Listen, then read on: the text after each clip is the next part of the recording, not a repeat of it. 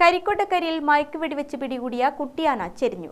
ജനവാസ മേഖലയിൽ ഇറങ്ങിയ കുട്ടിയാനയെ ബുധനാഴ്ച വൈകിട്ടായിരുന്നു മയക്കുവെടിവെച്ച് പിടികൂടിയിരുന്നത്. ആനയെ പ്രാഥമിക ചികിത്സയ്ക്ക് ശേഷം ആറളം വളയഞ്ചാലിലെ RRT ചികിത്സാ കേന്ദ്രത്തിലേക്ക് കൊണ്ടുപോയിരുന്നു. ബുധനാഴ്ച രാത്രി 9 മണിയോടെയാണ് ആന ചെരിഞ്ഞതായി സ്ഥിരീകരിച്ചത്.